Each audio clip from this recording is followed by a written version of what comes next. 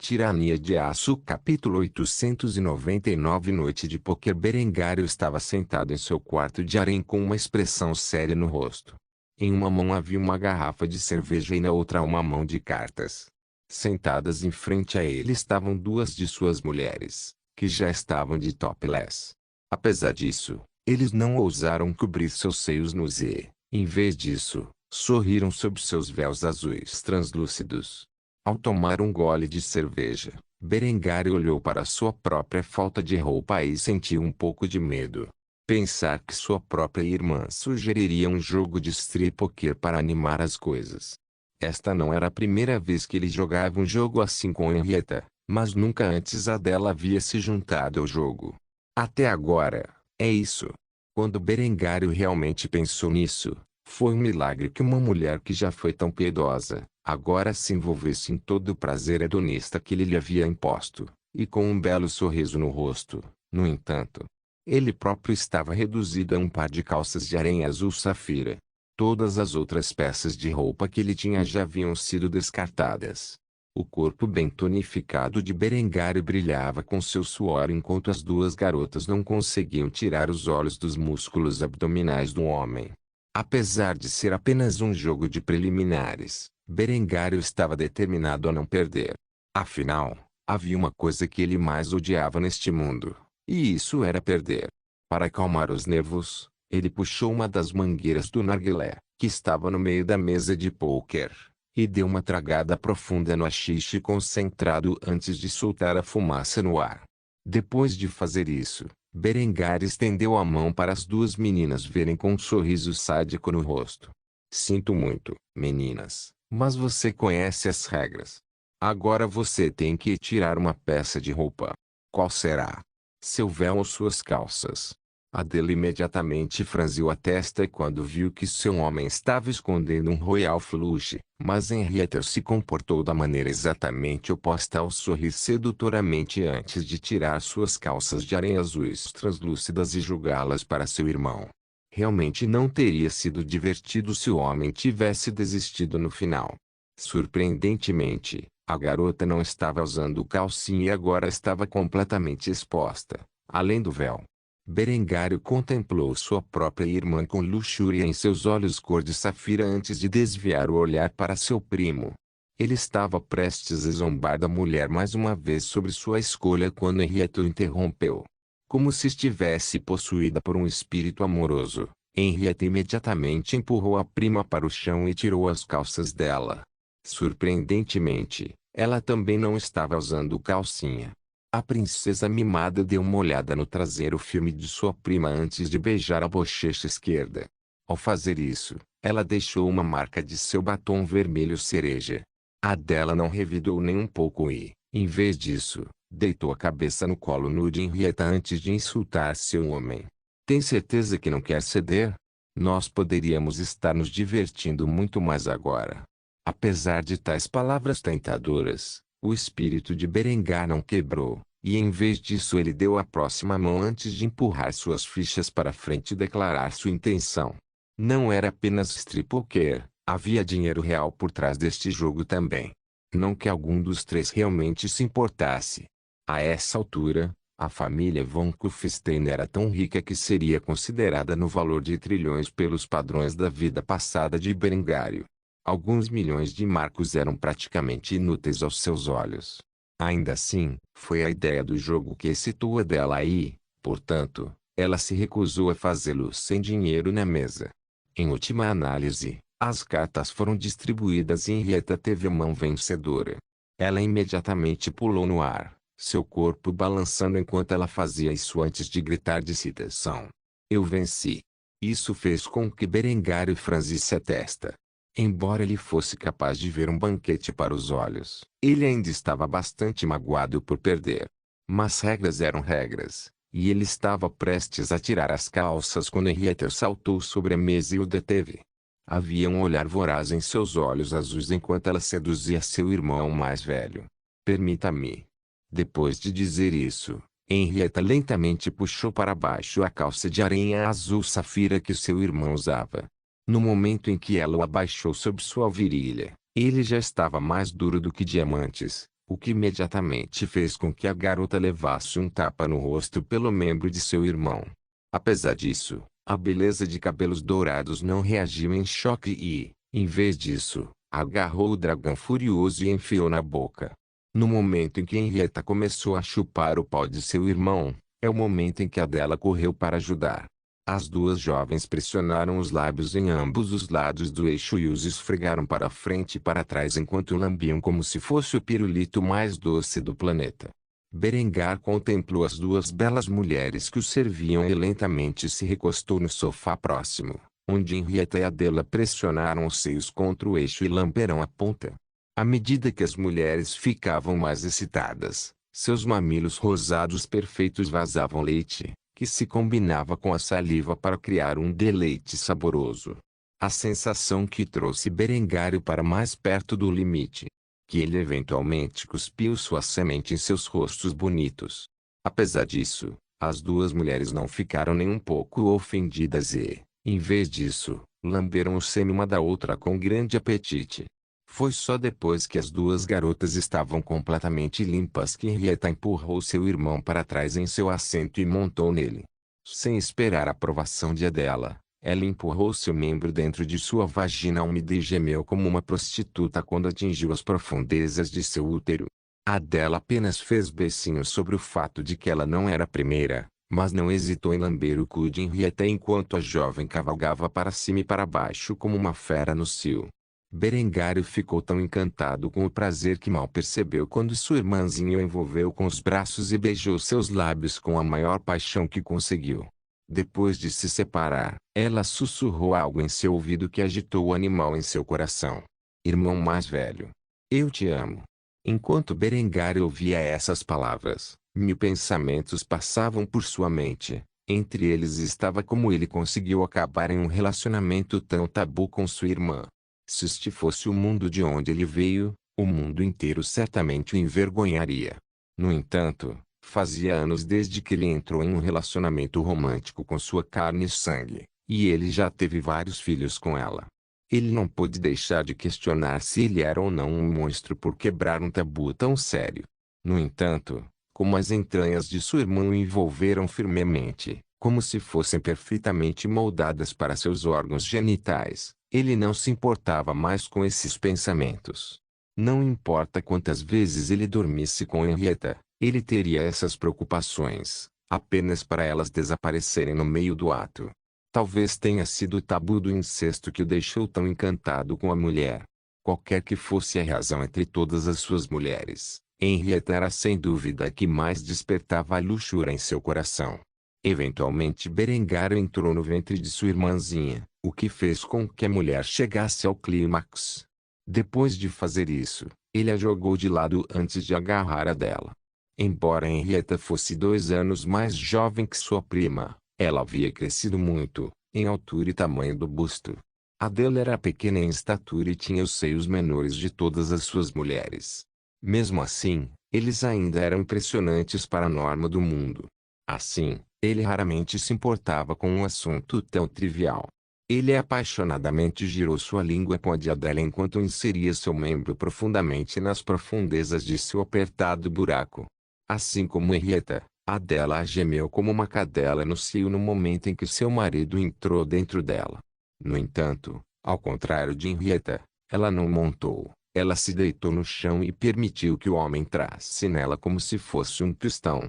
Por fim, Berengário continuaria batendo na vulva da mulher até não aguentar mais, onde terminou dentro dela, assim como havia feito com Henrietta.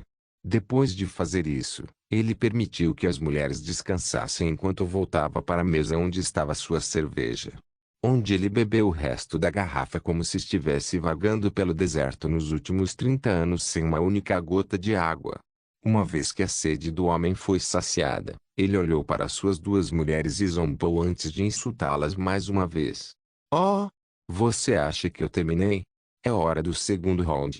Dito isso, Henrietta e Adela sorriram enquanto se preparavam para a noite que os esperava. Quando amanheceu no dia seguinte, o trio estava exausto, e assim outra noite de pôquer passou de simples diversão a prazer amoroso. Tirania de Aço capítulo 900. A queda da França. A parte ele a guerra chegara ao reino da França mais rápido do que qualquer um imaginava. Nos últimos 2 anos, a Revolução Franca, armada pelo Império Alemão, espalhou-se rapidamente pelo reino. Os nobres foram arrastados de suas casas e executados em público, enquanto os últimos remanescentes da Igreja Católica caíram nas mãos da Reforma Alemã.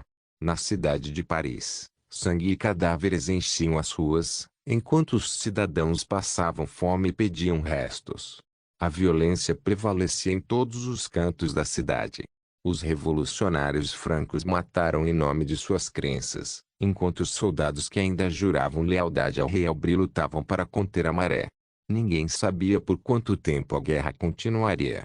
Apesar dos melhores esforços da Revolução, eles ainda não invadiram o palácio onde Aubry e seus irmãos se isolaram. Seu lar ancestral havia se tornado o último reduto da família real, e todos os cavaleiros e homens de armas que eles puderam reunir foram enviados para protegê-lo. Se havia um porto seguro que existia dentro da capital francesa além do palácio, era a Catedral de Notre-Dame. O que antes existia como um bastião do poder católico era agora um símbolo da reforma alemã e, por extensão, da Revolução Franca. Do lado de fora da entrada desta catedral gótica estavam penduradas 2 tapeçarias maiores que exibiam o rosto divino de São Berengário, o Beato.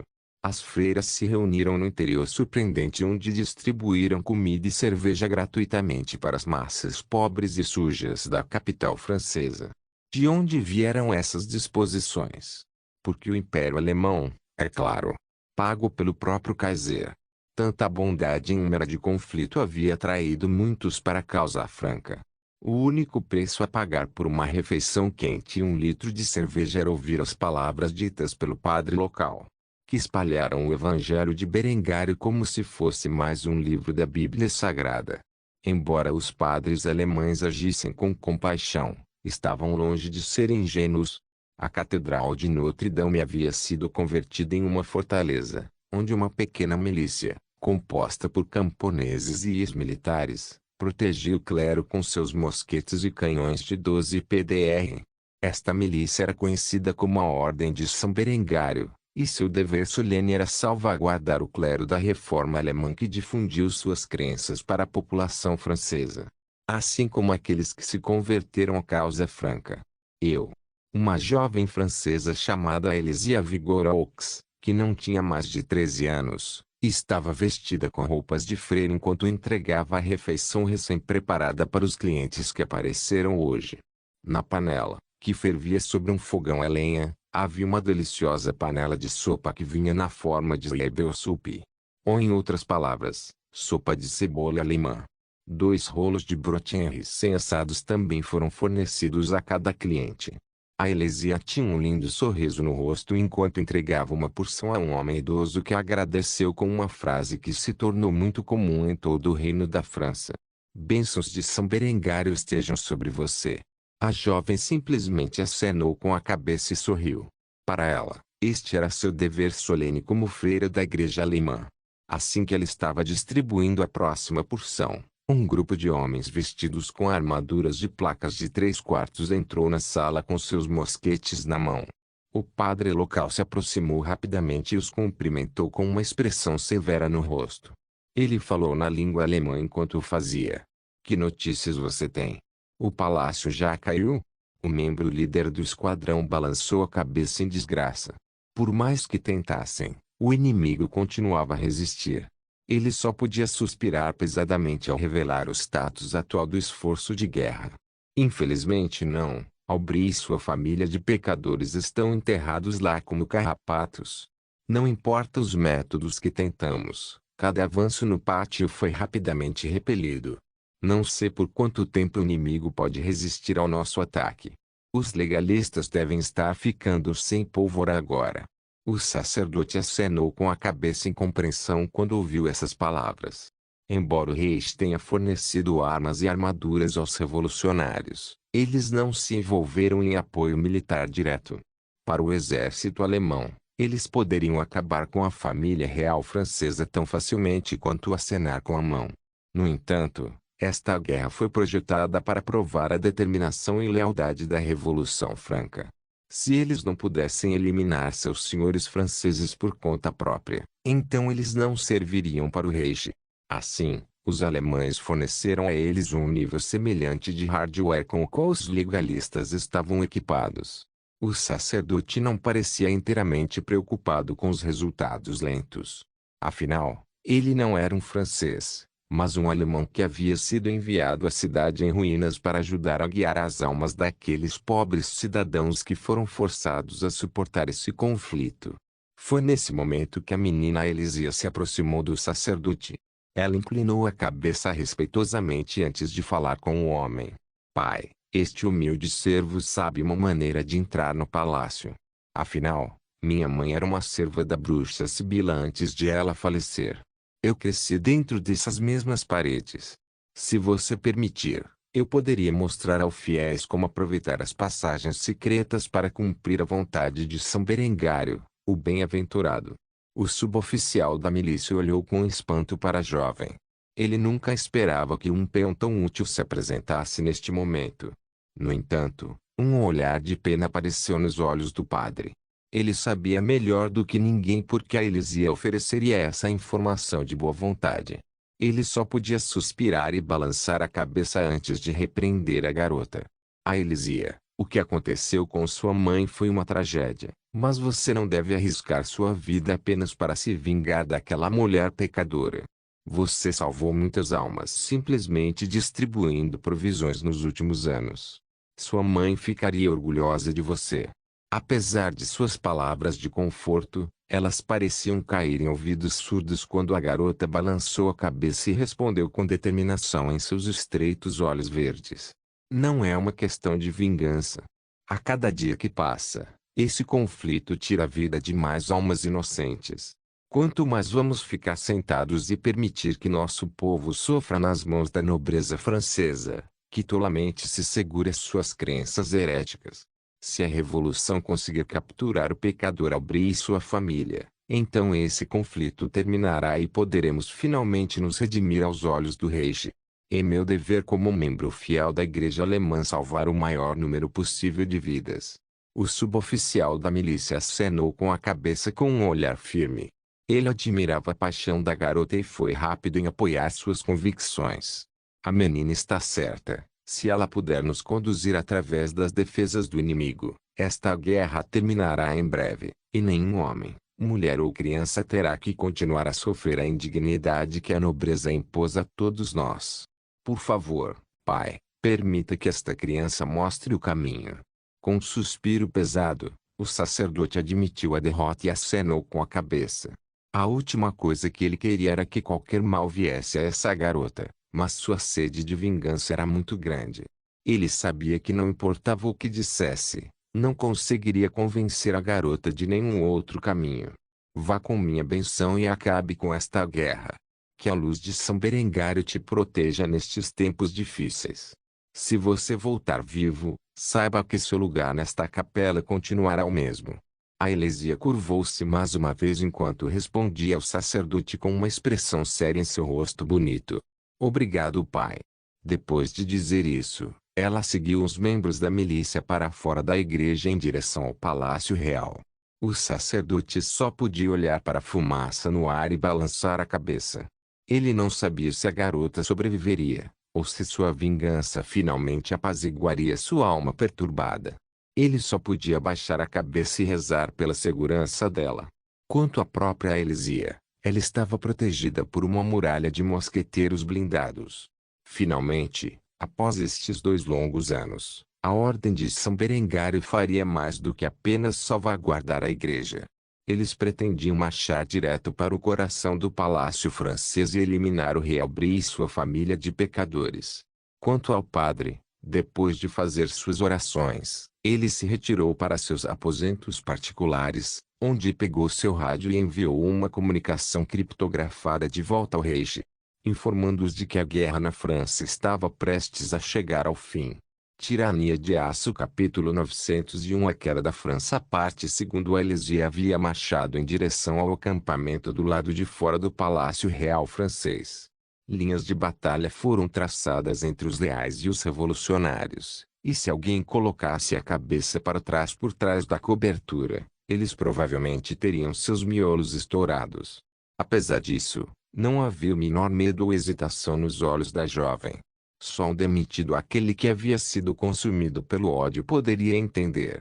Quase 2 anos atrás, quando a guerra estourou, foi a princesa Sibila quem matou pessoalmente a mãe de Aelisia. Não havia rima ou razão para este pecado. Em vez disso, Sibila, em seu estado de espírito cada vez mais errático, ficou paranoica e assumiu que a jovem havia conspirado contra ela. Isso não poderia estar mais longe da verdade, mas isso não importava para a cruel e impiedosa princesa francesa. Como resultado, Sibila jogou a mãe de Aelisia pela janela, deixando a pobre menina se virar sozinha. Se não fosse a caridade concedida a ela pela Igreja Alemã, seu destino provavelmente teria sido pior que a morte.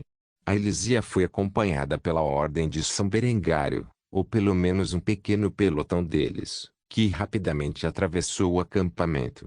Os tabardos que usavam sobre seu exército sinalizavam quem eles eram, e todos os revolucionários francos se ajoelharam diante deles, pois eles eram a milícia que protegia a igreja nessas terras manchadas de sangue. Eles ficaram surpresos que uma jovem freira tivesse guiado esses bravos guerreiros de São Berengário, mas eles não pensaram nisso. Por fim, o tenente desse pelotão falou com o comandante do acampamento de cerco enquanto apresentava a Aelisia ao homem. O nome desta menina é Aelisia. Sua mãe era uma serva da bruxa Sibila. Ela sabe como iludir as defesas e entrar no palácio. Temos a tarefa de proteger sua vida, para que nossas forças possam prevalecer. O comandante do acampamento de cerco olhou para a jovem com uma pitada de curiosidade. No entanto, não ousou questionar a ordem de São Berengário. Se eles estavam agindo agora, isso significava que a Igreja Alemã finalmente decidiu intervir neste conflito. Um sorriso cheio de dentes apareceu no rosto do homem quando ele respondeu afirmativamente. Eu. Muito bem. Se essa é a vontade da Igreja, quem sou eu para reclamar? Vou enviar meus melhores homens com você. Depois de se infiltrar no palácio, certifique-se de abrir os portões para que nossos homens possam passar por eles. O tenente acenou com a cabeça em silêncio enquanto se aproximava de Aelisia e lhe fazia a pergunta que era mais importante para ele. Tem certeza que quer fazer isso? É muito perigoso. Você pode simplesmente apontar o caminho e deixar esse assunto para nós. No entanto, a jovem não vacilou e, em vez disso, balançou a cabeça antes de responder com um tom feroz. Não, duvido que você ou seus homens consigam localizar a entrada, mesmo que eu lhe diga onde fica. Eles a esconderam bem. Devo fazer isso, pelo bem de minha mãe e de todos os francos. Ao ouvir isso, o tenente suspirou antes de acenar com a cabeça. Naquele momento, ele desembainhou sua baioneta e prendeu em seu mosquete. Ele jurou em seu coração proteger essa garota de qualquer dano enquanto dava ordem a seus homens. Proteja essa garota com sua vida. Deixe o trabalho pesado para os revolucionários. Os soldados acenaram com a cabeça e bateram os punhos no peito em uma saudação primitiva. Eles esperaram mais 30 minutos até que a calada da noite pudesse esconder seu avanço. Onde Aelisia os levou para as bordas das muralhas, evitando por pouco a detecção dos defensores nas muralhas acima. Depois de seguir as paredes externas por algum tempo, eles finalmente se encontraram em uma área que era imperceptível. No entanto, havia uma pequena pedra que se projetava da parede, onde Aelisia foi rápida em pressioná-la para dentro. Ela usou toda a força de seu pequeno corpo para fazê-lo, e uma vez que a pedra foi encaixada na parede, uma parte dela caiu, revelando uma pequena ponte levadiça de pedra. Os soldados reagiram chocados ao ver isso. Havia mais de uma pedra que estava levemente saliente. Se eles não tivessem trazido a garota que estava intimamente familiarizada com o túnel secreto, eles nunca teriam adivinhado sua localização, mesmo que ela lhes contasse. Aelisia olhou para eles com uma pitada de impaciência, pois foi a primeira a entrar na caverna. Bem, o que você está esperando? Ao ouvir isso, Os soldados seguiram a jovem pelo túnel escuro. Tornou-se cada vez mais claro que eles estavam indo para a clandestinidade à medida que avançavam. No entanto, ninguém disse uma palavra. Em vez disso, a Elisia pegou uma pequena lanterna e acendeu, permitindo que eles vissem o caminho para a passagem estreita. Assim que chegaram ao outro lado, eles notaram uma pequena corrente na parede, que o tenente da ordem rapidamente puxou, permitindo que outra porta escondida se abrisse. Foi neste momento que os homens perceberam que já estavam dentro dos muros do palácio francês e, portanto, seu plano de abrir os portões para permitir a entrada da força principal falhou. Apesar disso, a Elisia não parecia nem um pouco preocupada e, em vez disso, fez sinal para que os homens a seguissem em direção a uma determinada sala. Esses eram os aposentos da princesa Sibila, mas apenas a Elisia sabia disso. Enquanto os homens se preparavam para chutar a porta, ouviram gemidos femininos do lado de dentro. Ficou claro que quem estava atrás dessas portas estava envolvido em atividades amorosas. Em última análise, foi a jovem freira que escolheu tirar os soldados do estupor. Você vai chutá-lo para baixo ou quê? Os soldados se entreolharam com uma pitada de vergonha antes de acenar com a cabeça. Depois de fazer isso, o maior homem do grupo se aproximou da porta e a chutou violentamente. A cena que todos testemunharam foi realmente chocante. Ao contrário do que esperavam encontrar ao entrar nos aposentos da princesa, esses gemidos femininos de prazer não vinham dos lábios da princesa Sibila, mas sim do rei Aubrey. Sentada na cama da princesa estava a própria mulher. No entanto, em seu colo estava seu irmão, o rei Aubrey, que estava vestido com roupas íntimas femininas, montando os trapões de sua irmã. A cena era tão chocante que nenhum dos revolucionários sabia como reagir. Imediatamente ao ver os intrusos, Aubrey e Sibila gritaram, mas era tarde demais. A ordem de São Berengário e os revolucionários francos entraram em ação. Eles imediatamente pularam para frente e prenderam os dois pecadores no chão, onde amarraram seus membros em grilhões de ferro. Aubrey lutou desesperadamente para se livrar deles, mas não adiantou. Não havia um indício de músculo em todo o seu corpo. Como ele poderia se libertar de suas amarras? Tudo o que ele podia fazer era desabafar suas frustrações em voz alta. Me soltem, seus camponeses imundos. Quem diabos vocês pensam que são? A Elisia ainda estava se recuperando do choque do que acabara de testemunhar, as bochechas coradas de vergonha. Ela não podia acreditar que o rei francês e sua irmã estivessem em tal relacionamento. Apenas uma palavra entrou em sua mente enquanto ela refletia sobre isso. Pecaminoso verdadeiramente. Era a coisa mais pecaminosa que ela já tinha visto. No entanto, ela não poderia se divertir com sua vingança por muito tempo, pois os gritos que Aubrey e Sibila fizeram alertaram os guardas do palácio, e assim uma grande batalha estava prestes a acontecer. Tirania de Aço capítulo 902 A queda da França parte 3 A Elisia espiou pela porta do quarto da princesa francesa e pelos corredores. Ela podia ver sombras na parede, que se moviam em conjunto com as vozes que rompiam lá dentro. Os guardas da casa de Valois estavam em movimento. A intenção deles era proteger o rei e sua irmã. Os revolucionários rapidamente baixaram os canos de seus mosquetes e puxaram os martelos, preparando-se para o momento em que o inimigo virasse a esquina. Eles pretendiam abrir caminho através dos guardas reais e capturar os outros irmãos de Aubrey. Uma vez que a família real estivesse firmemente em suas mãos, a guerra chegaria ao fim. Ou assim esperavam. Aubrey continuou a gritar a plenos pulmões por ajuda, mas acabou ficando inconsciente pelo soldado que o segurou. Depois de vários momentos, um grupo de cavaleiros inundou o corredor, onde o eco dos tiros ressoou pelos corredores de pedra.